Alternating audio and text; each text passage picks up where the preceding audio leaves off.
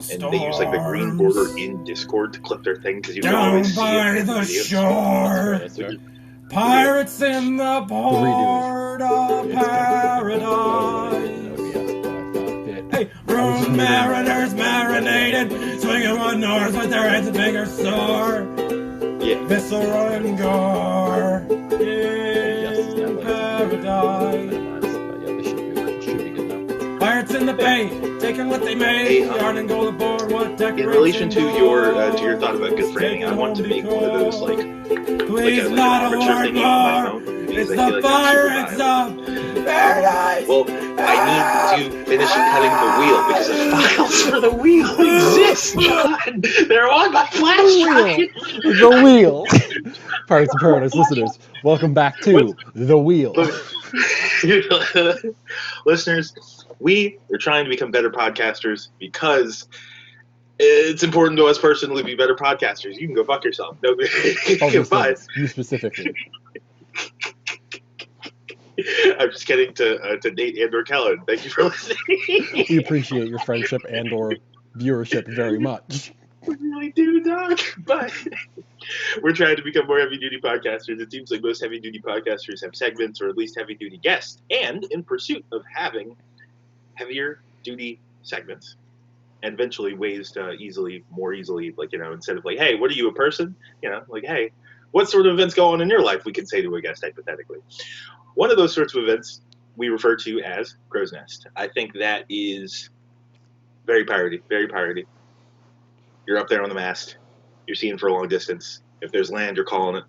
If there's someone out there, you're calling it. Segmentation, important to every business. You have different divisions that focus on different things. Our specialization, Crow's Nest, Busk Pond, Busk Boy. Busk Boy might be another segment. You possibly it really might. It's like, well, I was really feeling like someone's bitch the other day. And then I was really feeling low in the dominance hierarchy. Because I feel like the writing a beat poem to busk at somebody is busking the act of performing? I think it's the act of the performing. Can you be a busing busker? What if you were like a freelance busker? You just went, or no, like a freelance busser. You went and busked other tables, and they paid you. Then you'd be busking as well. You just walk around town all day long with like a rag and a bottle. You go. Yeah, like something that I have I've really become aware of that I somehow wasn't. I guess that's because I didn't spend that much. I never lived in.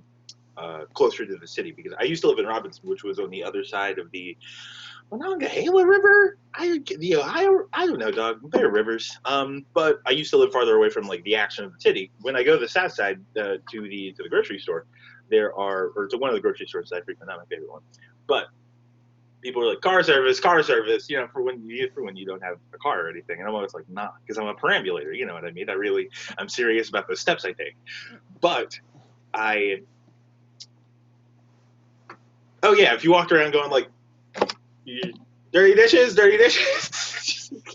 think that's the plot of Robots, the movie Robots with Robin Williams. I feel like this is the second time. I feel like we've done this once before. I feel like we've had Okay, but I feel like if I'm ever a guest of the Lex Friedman podcast, I'll be like, this is just the plot of Robots. Like, whoa, wait, does Rodney Copperbottom play guitar? And I'll be like, I don't think so. I swear to God, Rodney Copperbottom at some point plays guitar. I swear that's a real thing. If that happens, I don't think he plays guitar. I think he plays the clarinet or some similar instrument. Some like it might be saxophone or drum or something. No, I think his dad plays either drum or like. Yeah, because he got a mod because his dad wanted to be a musician. Yeah. But he had to be a dishwasher, and at the end, he's like, "Here's some musician parts." Mm-hmm. Okay. But his dad should have just realized that he could have heard like the of the dish machine and just started. Oh yeah, no, listeners, if you haven't heard a Death Grip's Face Melter, you would be surprised at the cleanliness of the samples you could get from a machine meant to do non-music. Listen, industrial noise needs to sample or be based on real-life industrial noises. Otherwise, And Kelly can correct me on this later, but it's not it. Yeah, this is true. This is true. Until the jury is here, fuck that dog. If your samples are artificial, bro, I want to you hear the better go to an ripcord industrial rip. site. You better break in. Don't break into it. I mean, don't say that we sent you if you broke into an industrial site. Mostly because they don't know who we are and they'll think we're a terrorist cell. But crow's nest. I was on the bus the other day. I was headed to purchase some more masks from a Lowe's. I went to that Lowe's. They ended up not having a single ingle mask. And I found one other important component. I found a fitting that's perfectly snugs to this 14 millimeter male bowl. Like this is just like a 3/8 copper coupler, but like it won't fall out. It'll still come out. And that's really tight. But on my way there, Grounded Dust Devils, the light and dreary half-lit east. Reading about sentience evolutionarily has softened me, personifying particle-centric lattices. I digress. My great-grandmother's wisdom laps over me, ebbing only for the reflective clarity. All I gotta do is stay black and die. True as gauge blocks. As the strength of will. If only I could have recognized such abstract theory as a boy. Poetry slam. But or I guess crow's nest. We should have sound. That would be tight. But I was thinking about Crozier slam. Poetry slam. That's a good one. But I was just thinking about that is something my great grandmother used to say. Like when I pissed her off, she was like, "All I gotta do is stay black and die, dog." And I think, as someone who did in fact stay black and die, I do think that's a heavy duty theory. I wish I could have understood that. I could have understood that as like a 13-year-old. It's like, oh shit, you're telling me you're nobody's bitch. And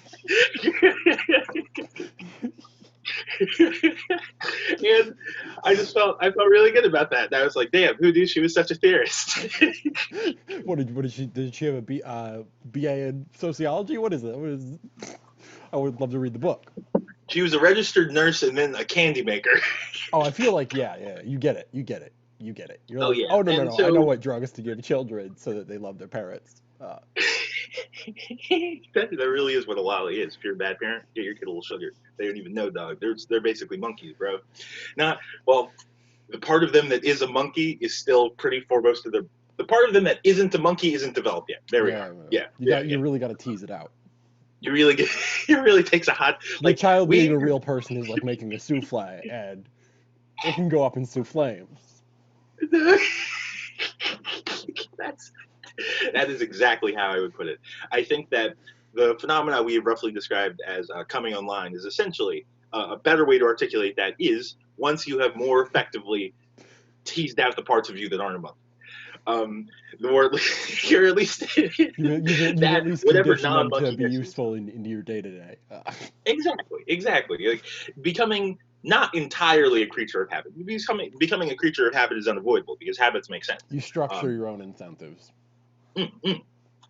Yes. Fun fact about that Lowe's, dog. Not a single N95 at that Lowe's. Not a single one. Which is strange because that's where I go for my N95. Not that particular Lowe's, but another Lowe's. I was gonna say, like, what about within 15 to 30 feet of the Lowe's parking lot? Are there just people out there just trying on their own wares? Try one, get one free. I honestly wish if someone's like, yo, bro, I did some reading about N95s. It turns out they're definitely not just pressed non-woven fabric. It turns out they're like treated. One, do you know what an electret is? You know those little cylindrical microphones that come in like everything? Yeah. Those are called electret microphones, and I didn't know for the longest fucking time what an electret was. Turns out, in the same way that a magnet is created to permanently have to make its own magnetic field, or to have like a magnetic bias. I don't know what the fuck. No one knows. Well, I won't say no one. I don't know how magnets work at that high level of resolution, listeners. But electrets are the electrostatic equivalent, where you make a material have an like a charge bias permanently. And so the fibers in your N95 or your KN95 or whatever, or your P100, I suppose, those fibers are treated. They're special electrets, so that way fibers above a certain size. When I say that, I mean like a micrometer, like those size fibers, they get polarized, and they have a then by the electret, so they stick, and then particles are really really small also stick. But there's a medium level of particle where the strongest force on them is drag essentially, and so when you breathe in through the mask, they just go through all those electrically charged fibers like that whole nest, right? And the number of percentage of those medium fibers that they stop is the N9. That's the 95. N95s stop 95% of those medium particles. The more you know. That means, however, that they're very super duper sensitive because they're basically tuned electrostatic equipment, and so you can't like wash them or put them in soapy water because it fucks the entire thing, dog. You might be able to clean with peroxide vapor with steam. I think was gonna steam say probably really like because I know I don't know if we've had this convo on the pod, but my thing with the reusable masks is that I don't know if washing them is a good thing for you and your respiratory health. Just hot water and soap perhaps, but like industrial cleaning agents, I think they're not industrial because I guess that home is not necessarily industrial chemical, but like I don't know if it's like because when you wash your shirt, you don't then put your shirt over your mouth and go. But with masks, you do that exactly. So I don't know if like softener, conditioner, laundry soaps are the best to breathe in, but I'll make a note because now our episodes are going to have descriptions. I'll make a note to link the fucking the by research rabbit hole links in this description. Mm-hmm. But my understanding certainly is not for in terms of like fabric masks and whatnot. Everyday use is suspect to me, but again, don't really care about my respiratory health like that. So. which means you're the highest type of G. You wear masks to protect other people. And that's why you should do it. But my understanding of the situation is like fabric masks are sort of a mixed bag because they seem to be less effective than like even like the threefold surgical mask or whatnot. But they're still way in terms of limiting your diffusion field, they are better than nothing. And I think that turning them over frequently, like that frequent washing, would be the best way to keep a fabric mask clean. I'm not the CDC, but my thinking is your mask isn't electrostatically charged mesh fibers, right? And so if you're essentially going with like a cheesecloth strategy to prevent aerosols from coming through, / a cheesecloth strategy to prevent your aerosols from going out, then it seems like as long as you clean that cheesecloth regularly, then you won't be putting that many more stuck cheese particles up in your grill at any given time. Mm-hmm. And I don't know. The mask situation is really strange, dog, because a lot of it seems to be kayfabe, which is such a dick move. When I say seems to be kayfabe, I mean the original claims when they were like you shouldn't be wearing a mask. Those were definitely kayfabes because our supply chains were crippled. Yeah. I should go off of this a little bit. Yeah. So this is me devaluing the value of my college degree a little bit, but we got a good story. I was in an international business class. Somebody mentioned Hong Kong, and then the teacher just paused because she was like, "Oh, we got students in here from places that don't think Hong Kong's its own place." And to be fair, Hong Kong's not like the Taiwan situation because Taiwan's a country as recognized by the U.S. and other foreign powers. But Hong Kong's like people refer to it as an economy and not a country because it is technically. It's like I think to China what like Puerto Rico is to the U.S. Except that Puerto Rico I think is more a part of the U. I don't know. It's weird. Like more. Well, how economically valuable is Puerto Rico? I don't know. Well, it's very economically valuable because they have different tax laws, and so everybody in the U.S. moves there so that they don't pay income tax. So it's a pretty good analogy in that respect because Hong Kong is like the imperial trade island set up by like the French, the British, all those places, and I think they leased it for like 100 years, and that just like all the Hong Kong protests were sort of based around that. But then there was like weird extradition shit on top of that. And I really got to say, at the end of the day, peace is better than civil conflict is not a good argument. It's not a good argument. No, No, it's no, no, not. no. Why can't everybody just get along? It's like, well, sometimes you need to fight it out because there are No, that's things true. worth fighting for. I don't know. Oh yeah, I'm definitely really picky about my uncivil conflict to the extent that hey, do it right, hey, Oh, do for it sure, right, for sure. because definitely you Oh, but only Hong you. Kong did it right. They did it right. Oh Like I yeah, don't yeah, remember if you saw the stuff, but they, like people were like the crowds would. It was very much like how mosh pits were starting to get in my experience in like the U.S. Where like when somebody passes out, everybody grabs the person and they're like, and you're back. yeah, yeah, yeah. Uh, or like somebody throws a shoe and people are like, who threw this shoe? Who needs a shoe right now? Who needs a shoe? You make a dome to protect the person from the Exactly. shit. So like the crowds there were like moving out of the way of ambulances and stuff, like parting so that like emergency vehicles could pass and then just shutting when like riot police came through. Oh Um, yeah, yeah. and then I love the human engineering of just like, oh, okay, tear gas, all we gotta do is put a safety coat over it. Boop. No, that's true. Safety coat and a No, little water. I, I'm definitely not opposed to. Okay, I spend a fair amount of my time thinking, man, how the fuck would I fight someone in SWAT gear? That'd be really hard. Like you're With gonna have to stab. words. Ah! You better have earplugs in or you're gonna Get the shield cry. down, and then maybe like shield down and then spike, like a really serious spike, like a really thin, serious spike or something. Just because a hole like a small enough hole in any of your organs is no big thing, And Mhm. why are you attacking someone in SWAT gear who isn't wearing SWAT gear? Did you So not listen to David Blaine? Your heart will just beat it out. You gotta learn your carny tricks. you really do. You need to. If you should have been at home thinking, where are the holes in my gear that can be pierced by spikes, and slowly making a scar tissue cavern behind the spots. So that way, in case you ever go like this, you're like, fortunately, right. The But biggest reason to have like good electrical outlet protectors in your home is just so that you can have metal plates in case of emergency. oh, it really is. It It's really just is. it's like, why do you have this copper wire? Is it to conduct heat? Is it to get hot water? No, no, no, no, no, no, no. It's so that I can make things with copper in case of an No, emergency. you understand. You understand. If anything goes wrong, I'll flood the walls of this room with liquid metal. But in that way, I think that your non-peaceful options, peace has like a pretty good amount of longevity. Like diplomacy as a strategy has a Mhm. pretty good amount of longevity to the extent that if I attempt to be diplomatic with you and you're like, fuck you, right? Unless that fuck you results in my death or the death of my ideology or lineage that houses my ideology, I can try that diplomacy as many damn times as I want.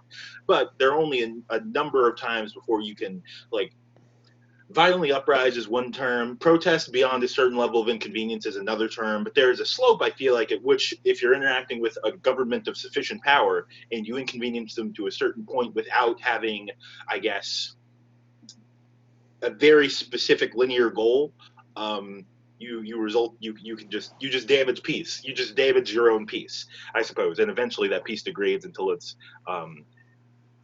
I guess a sort of toxic sort of safety, I suppose. And like toxic safety and peace aren't exactly the same thing. So all that Well, being said, yeah. I do agree with that point. But oof, if you're trying to uprise, get your shit together, you're doing a bad job. If you're in the United States, looking at all you.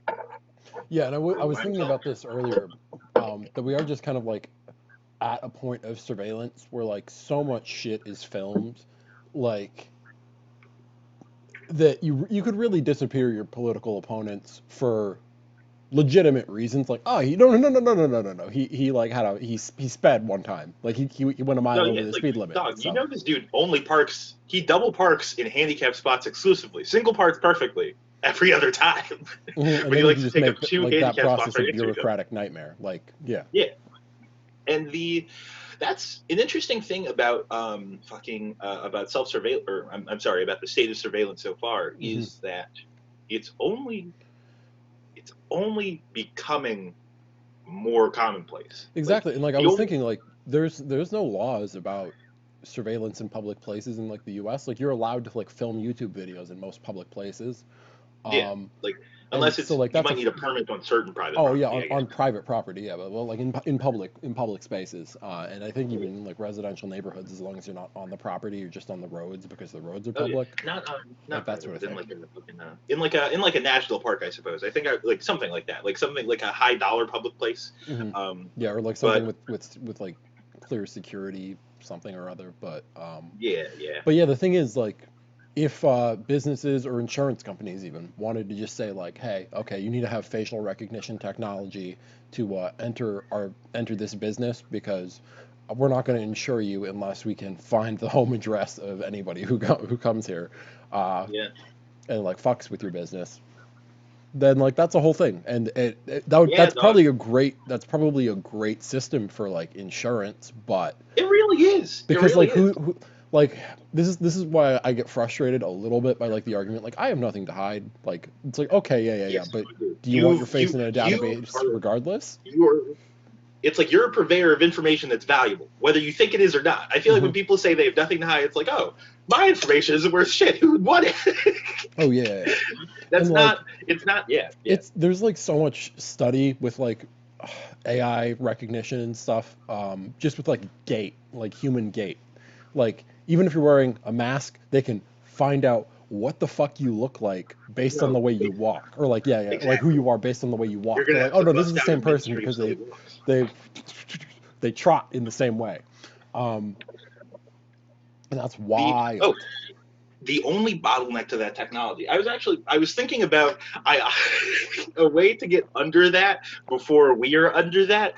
I've been thinking a lot about trying to like pivot my attempting to turn my personal projects professional in toward the direction of novel energy harvesting and focusing really far in on that. In that I was thinking about making like self-sensing perimeter tape. So I guess if you had like a roll of tape that had a bunch of like small, I guess mechanically activated generators on it, and like a series of hookups at like a regular spacing, and you just cut it, strip it, hook it up, and then you would know when people step here, and you would know like when people of a certain mass step here, how frequently that happens or something. Hmm. And you could lay that out in like a bank, a school, outside, et cetera, et cetera. And I think really the only bottleneck to that sort of surveillance is like it's definitely not the sensors. It's not the sensors. It's our power infrastructure and it's like our software to a certain extent. Because I was once going to say like we have that technology in a little bit more like mechanical way, or I guess not like yeah, like rather than I guess like machined. Um, like if you've ever been on the highway, they have like those test paint strips, oh yeah yeah yeah and they just like see basically how like the wear patterns of like each of them or whatever to sort of mm, estimate traffic through an area. So yeah like the number of cars that run over it, then they just go, well, okay, well it's like oh degraded yeah by this much. This is about the much as much traffic as it gets. I yeah oh yeah I do know that like I don't know I didn't know about those sensors, but I know that there are some sorts of it was an electro boom video, so it's probably in Canada. But if it exists in Canada infrastructure, I bet it's at least in some places in the U.S. It's just like a red light sensor that just feeds into the algorithm that determines how long the light lasts, I guess. Mhm. Um, I think that I guess I should preface by saying that I didn't think of a perimeter tape of like a self-sensing perimeter tape idea to be your big brother and my own big brother, but it's definitely an application. And really the it's really only our battery technology, dog. The only reason we can't have cameras in the only reason you can't put cameras in like stuff like this is because of battery technology. That's really it, John. Like it's not manufacturing. Well, It's a good thing that Elon Musk is working on batteries and also working on getting the fuck out of here because he's gonna need to take that with him. no, he really is, dog. That's the like. Well, Set he up a really is. surveillance state on Mars. It's cool. No, try and find life there, dog. um, figure out who lives there, and then you can invade their privacy. But those tribal the concept that I'm talking about is the tribal electric nano generators. You take two dissimilar. No, I don't want to be this dude, but the Yeah. social contract you're signing with Elon Musk is if you get in his rocket, he owns you. So No, I'm not saying that this dangerous. is like an Oh, shit, indentured servitude type argument on my behalf, but yeah, listen, no. I can't get up there, so you're on your Yeah, own. exactly. I was like until I was I was watching a video about fucking sky platforms the other day, and apparently there's a very well thought out plan for like a sea based platform that essentially just becomes progressively more and more buoyant, and it rises to the upper atmosphere, and then it takes off in a rocket balloon hybrid to get the remainder of the way into orbit. But apparently apparently in their model it takes a day to get up there, essentially like from the ground to orbit takes a day. But John, guess how low these launch costs might be. Guess how low. I'm $27. talking like 30, like, I wait, don't hold on, know.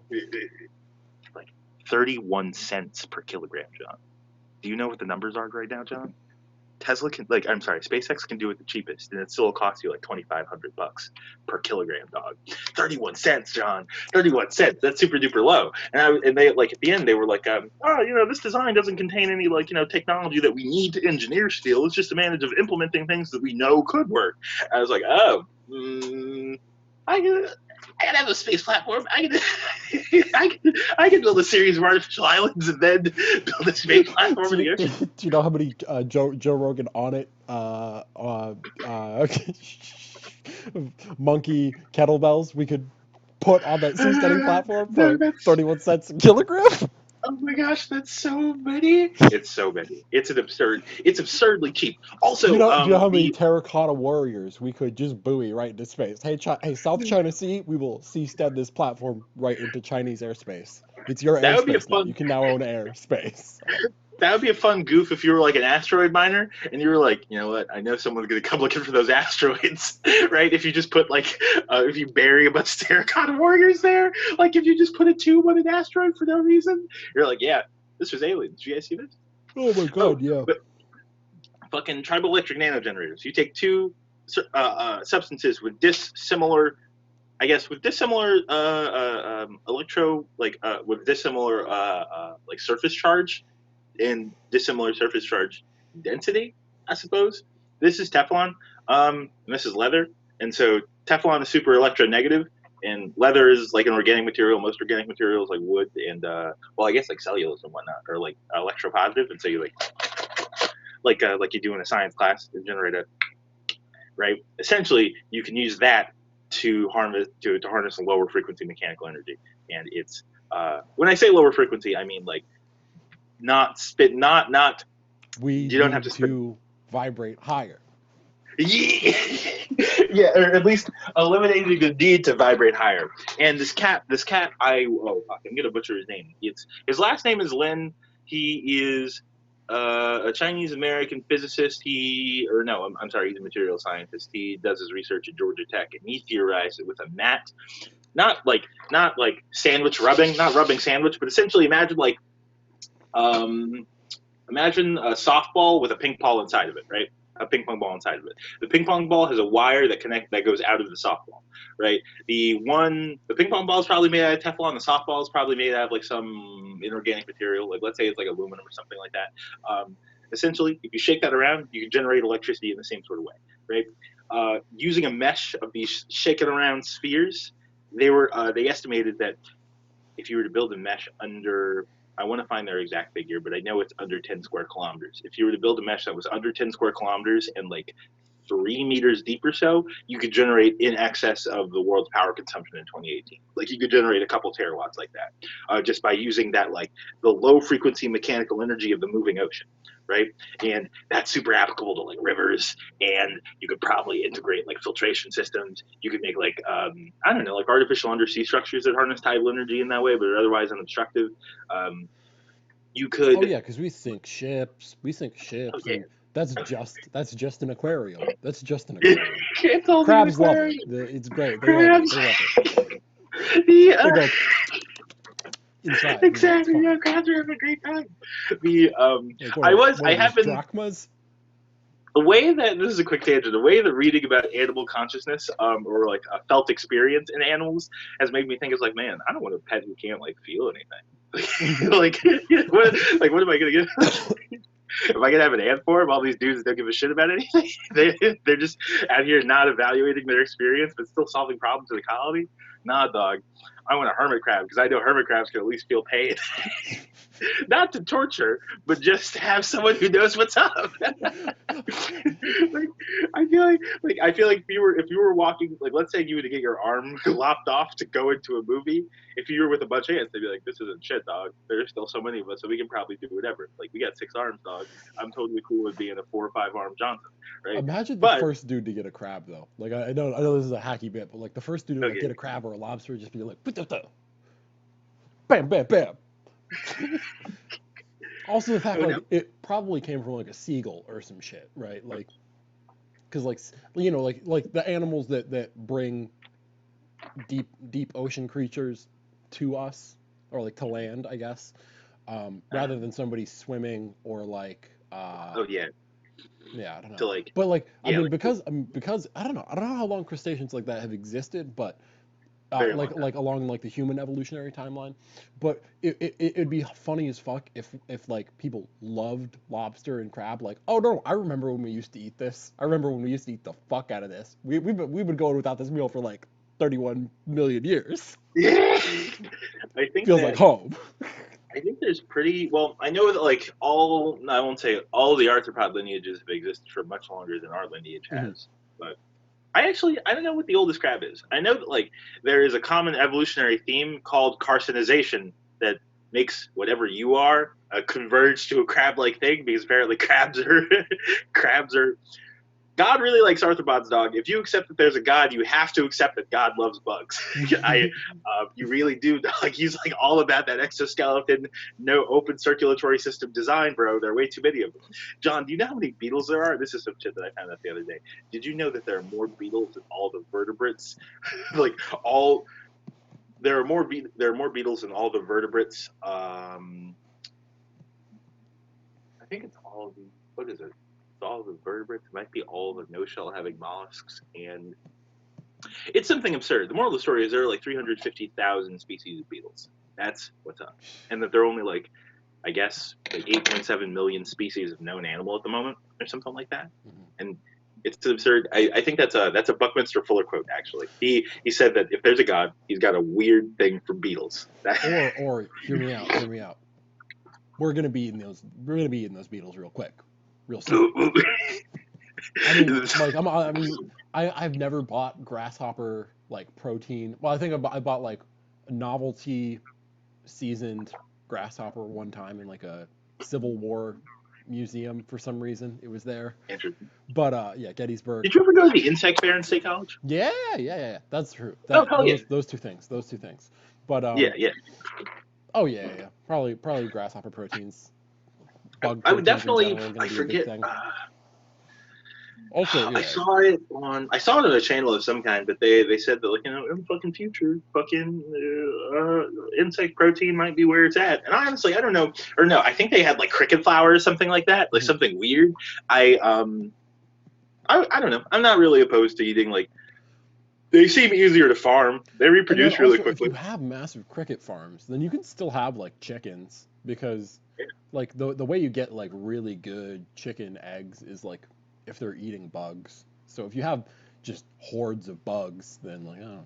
No, that's true. And I guess outside of the potential of like pestilence happening, if you could keep some kind of really, really large, some like really, really large insect farm, it seems like. Well, you would also need, like a real sophisticated system to like process them into like whatever powder you presumably make from their bodies. But I don't know. That's a really good question. I guess. But would that system have to be more sophisticated than the ones we use for like animal or plant agriculture at present? I don't think so. I'm just trying to think about the efficiency in terms of because it costs very low energy to make a new grasshopper, cricket, or whatever the fuck, right? Like arthropods reproduce like mad, especially on land, and so I should say land terrestrial arthropods reproduce like mad. Insects reproduce like mad. There we go. That's the term I want to use. But I've been watching a lot of stuff. I feel like I'm half a zoologist. It's okay. In case there are any 3/4 zoologists listening, I don't want them to get anything twisted. I want them to think I don't care about clays. I actually, before I continue, I'm going to make a point about the energy efficiency of producing nutrients, of like your macronutrients from insects, but this is a Pirates of Paradise stance. It's sort of specious. I don't really fuck with any non-chordates on an individual sort of level. If you don't have a spinal cord, stop listening. Like unless there's one exception. You have to be an intelligent mollusk. I'm talking not a bivalve. Fuck bivalves too. If you're not a bivalve but are a mollusk, please continue listening. What are your opinions on the squid octopi types? Oh no, they're within my exception. They within your told exception. 100. Okay. Please listen. Just wanted If you have a squid, if you know a squid, if you are an octopus, if you have an octopus, but if you're not a squid or an octopus or a slug or a snail, because I found out that they have high resolution evaluative experience recently. Ooh, if you don't have a spine, get the fuck off our podcast, dog. Unless you're an entire colony of insects. If you're a colony of ants that happens to like podcasts, please keep listening.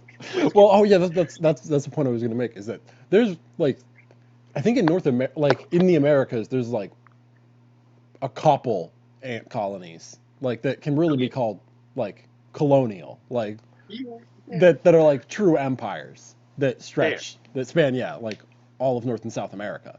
I forget what the specific species, family, whatever minor classification is, but the in terms of like figuring out a model that works, it's very amusing to think that like human consciousness is nothing and will quickly be overtaken by pile ants.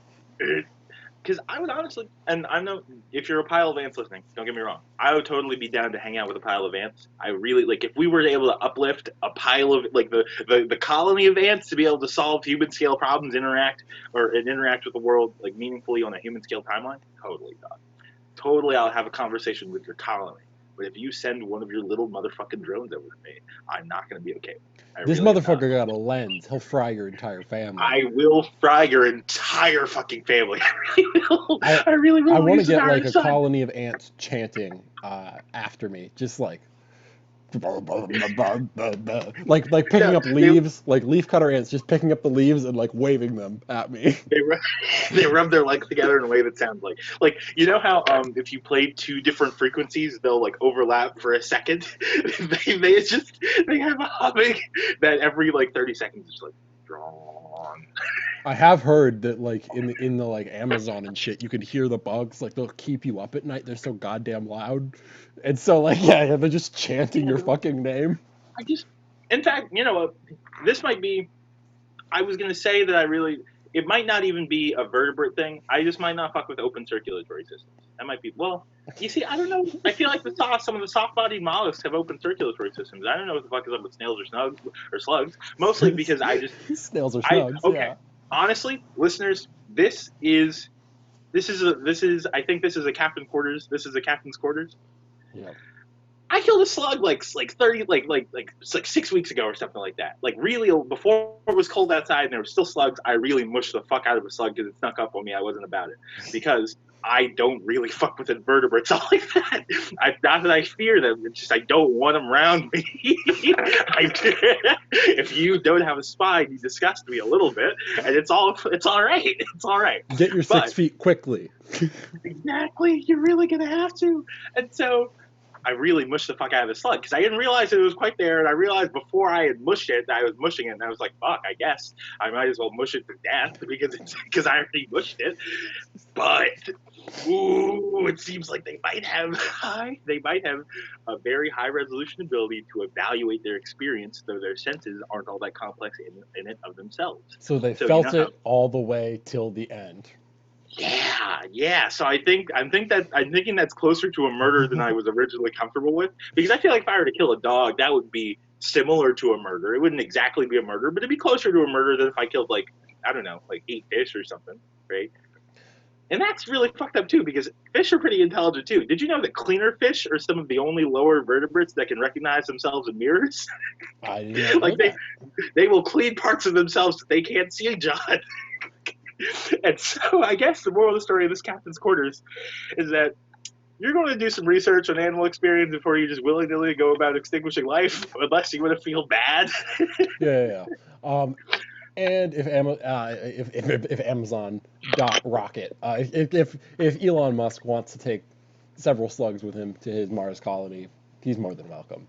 Oh yeah, dog. Hear me out. If I'm ever building a low resolution device that also has room for like an artificial intelligence in there, I would be totally willing to upload some slug consciousness. Like if you had like a quality control robot and it only had like 3 senses, but it was really picky about quality, putting like a snail or mollusk conscious and be like, man, it's just like in an orgasmic bliss when your quality is up there and it's in horrible pain when your quality isn't. And so it stops production immediately. If you want to train a farm of ants, like a couple of ant colonies, to sing a grime song, that's doable. Dog, you can. If you want to use Neuralink to. No, I was going to say I'm not going to link to this in the description because it's pretty. I think it's pretty up our own ass. But I did say this to you off the air, listeners. Bees can abstract across their fucking senses. I don't know if you knew that, but bees can abstract across their senses. Listeners, look into it. Fucking you social animals are really interesting. Especially, I found out the naked mole rats are eusocial the other day, and that like they have a queen and drones and shit, which is weird.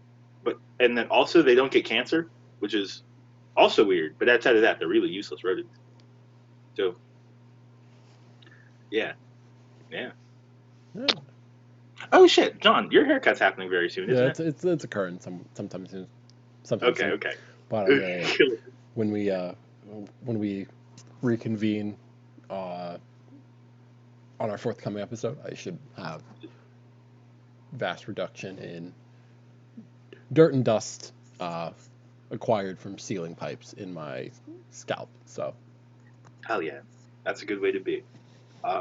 Also, we'll have a fucking wheel. I'm going to say it on this podcast, so we have the wheel of the next podcast. Quar needs to make a wheel by Monday. Quar needs to go to the shop and use the laser cutter.